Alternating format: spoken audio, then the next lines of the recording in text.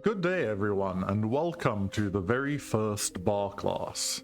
This is a series of videos that will hopefully act as a gateway for new players to learn and understand what Beyond All Reason is, otherwise known as bar, how this game works, and how to even get started as a new player. As we progress through the series, various ideas, game systems, and concepts will be explained. If you are new to RTS, then this series will hopefully be very helpful to you for your introduction to bar. And I'll also be doing my best to include some things that more experienced and veteran players will find useful. Who am I? Well, I am Hulzond, or HH, and I've been playing bar since 2023. Currently, I'm above 60 OS in large team games, and I've been playing RTS for the better part of the last 2 decades. But that's enough about me. So what is Beyond All Reason? Shortened to BAR. It's a free-to-play real-time strategy game that has grown from the classic game Total Annihilation.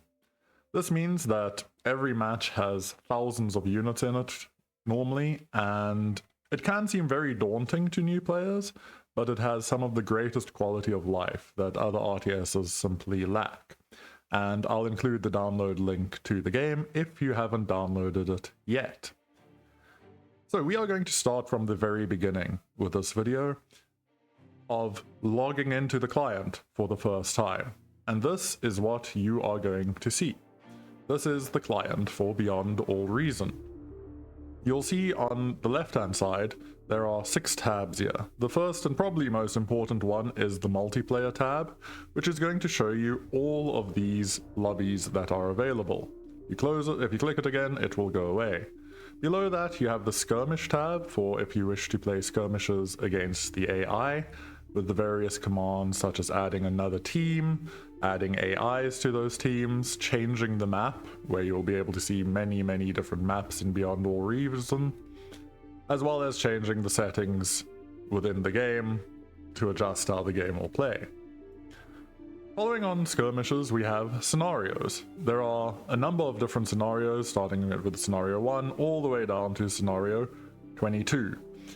But I'd recommend as a new player you play at least the first few scenarios to get a feel for the game and understand what you're doing. But don't worry about finishing them. I believe that they become extremely difficult later on, though I myself have not played them. Load game is not something that I've really used before, so I won't discuss that. Replays is a very important part of the client. It shows you all the different games that you've either played in or spectated, for as long as you do not clear the folder out, and it gives you the chance to go back and watch the game from a bird's eye view. You can see the entire map, and you can also see from this screen which players were in the games that you were looking at, or you can even delete the replay if you want. Finally, we have links. The links take you to all the different parts of bar that you could want, including, very important one, the replay hub, place where you can check out maps, and the home site. So that covers the start. Going back to multiplayer, we will see all these different lobbies that are available for you to join. And green lobbies are lobbies that are currently waiting for a game to start. There's at least one player in the lobby, and it's waiting to fill up and get the game started. A yellow lobby means that the game is currently in progress, so you see 16 out of 16.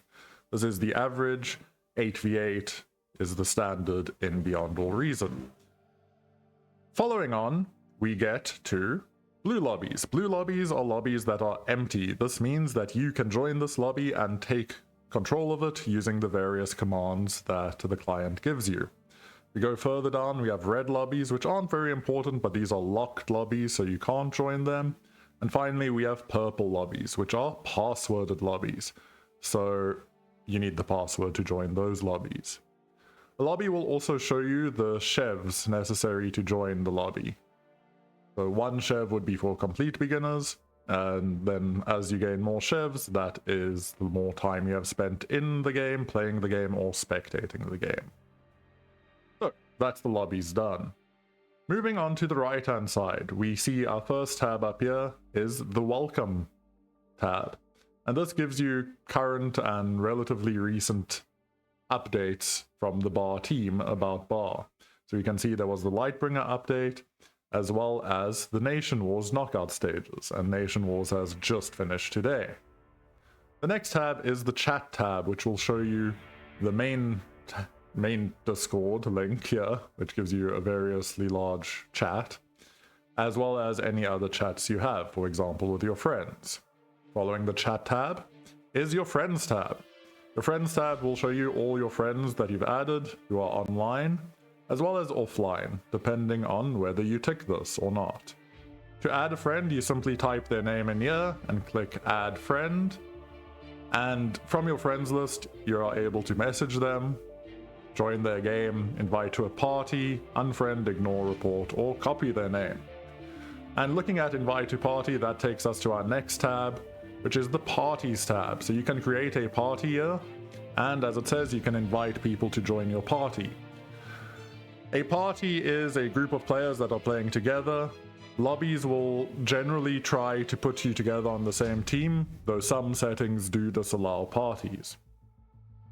Next, and most importantly, arguably, we have the Settings tab, where you can control the settings for your game client. This does not affect your in-game settings.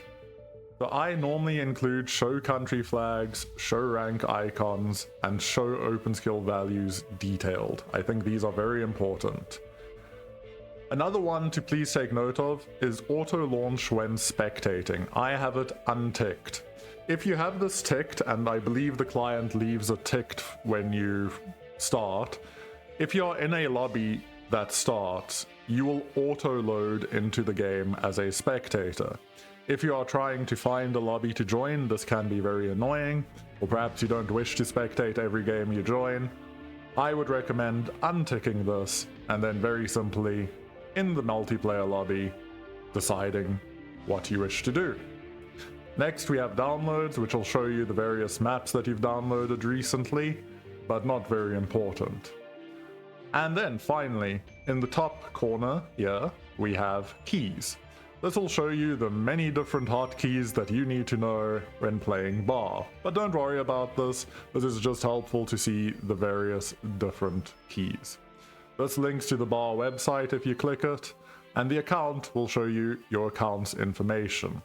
Normally, I would say you want to tick login automatically as well. If you wish to register, you use this tab for a completely new player, and if you've lost your account or you wish to change your name, you use the recover change name. So, having discussed that, let's look at a lobby in detail. So in a lobby, you will see there are various players on two teams normally. If a player has the tick next to their name, that means they are ready to start the game. We just saw this player change from an X, that means he wasn't ready. This will show you what map you're playing on, and this will show you the current settings within the game. We just saw a start vote pass, and now all the players have started the game and are able to play it. Unfortunately for me, this lobby has a max rating of 30, so I am unable to join this lobby, but if I could, I would have joined the join queue in position number 2, and if I wish to leave the join queue, I would click this key here, which currently says spectating, and it would take me to the spectators list. To watch the game, you'll click rejoin, and that's where the setting becomes important, and it will take you into the client itself. Furthermore, there are various commands that you can use. To use these commands, you want to use the $help, and this will show you all the various commands that you can use in the game to set up and adjust things as you would like. Very useful ones are who is and who am I. So please take note of these two in particular, but help, $help, will take you to all the current commands for a lobby. So finally, clicking rejoin will load you into the game. This will let you spectate games of Bar if you are not currently playing. And this is a great way for new players to learn about maps and how things play, and to ask questions in spectator chat.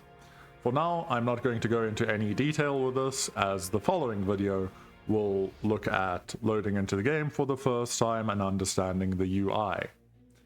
Once you've loaded into the game, you'll get many options. As you can see both teams' chats, you can see both teams' layout on the game. But for now, not important to us. In the top right, you are going to get these keys.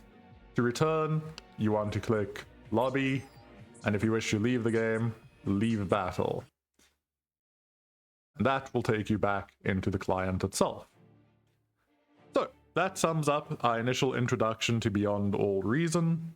As I've already said, the next video will be discussing loading into a real game for the first time, settings you should consider, and understanding the user interface.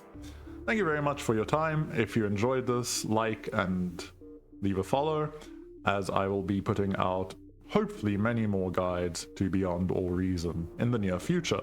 Thank you very much. Have a wonderful day.